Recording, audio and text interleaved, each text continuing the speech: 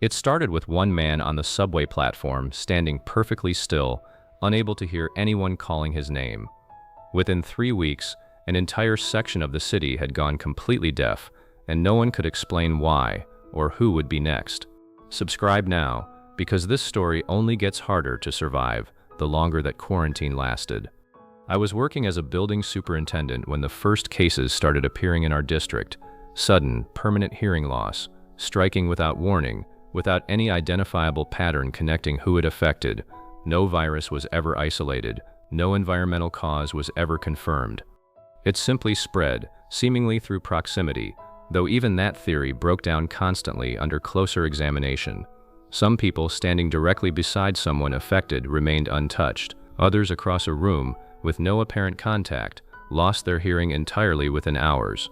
By the third week, authorities sealed off several city blocks, including the residential building I managed, converting it into a makeshift quarantine zone housing roughly 40 residents, a mix of people already affected and those, like myself, who remained hearing so far, uncertain whether that would remain true for long. The building's isolation happened fast. Phone lines were cut almost immediately.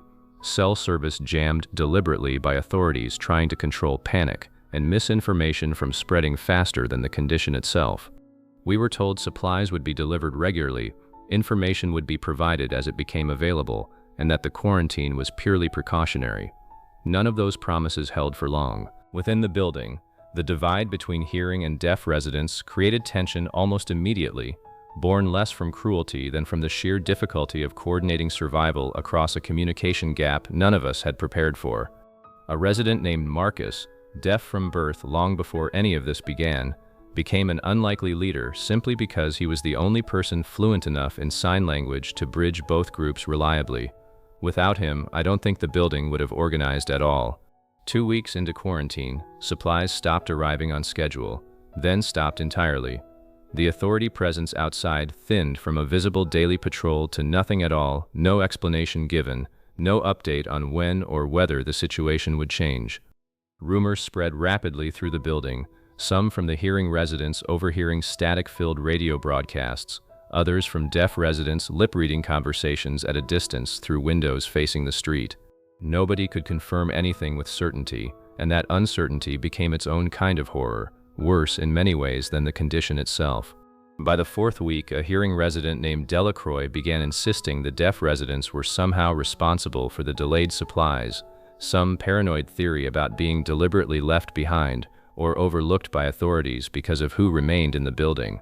It made no logical sense, but fear rarely requires logic to spread, and within days the building had split into 2 increasingly hostile factions, communicating in broken fragments of shouted English and rushed sign language, trust eroding faster than any of us could rebuild it. I watched Marcus try repeatedly to hold both groups together, translating patiently even as tempers rose around him, absorbing frustration from both sides, simply because he was the only bridge either group had left.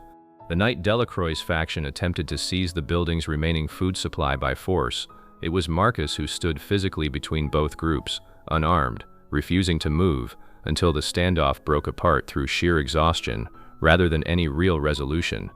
We lost 2 residents that week, not to violence directly, but to the condition itself, finally claiming people who'd remained untouched for over a month, the randomness of it undermining whatever fragile order Marcus had managed to maintain. I felt my own hearing begin fading 3 days later, a gradual dulling I initially dismissed as exhaustion before understanding, with rising dread, exactly what was happening to me in real time. By the time authorities finally reopened the quarantine zone 6 weeks after it began, the building had stabilized into an uneasy, mostly deaf community, communicating almost entirely through sign language Marcus had spent weeks teaching anyone willing to learn. I was among the last to lose my hearing entirely, watching the world go silent around me gradually enough to prepare, in whatever limited way preparation for that is possible. The condition was never fully explained publicly, its origin never conclusively identified, its spread eventually slowing on its own for reasons no official report ever clarified. I live now in a world without sound, alongside people I came to trust more deeply during those 6 weeks of isolation than I'd trusted almost anyone before it. What I carry most from that time isn't the silence itself, which I've long since adjusted to, But the memory of how quickly people I'd known for years turned on neighbors over fear alone, and how much harder it was to rebuild trust afterward than it had been to lose it in a single desperate week.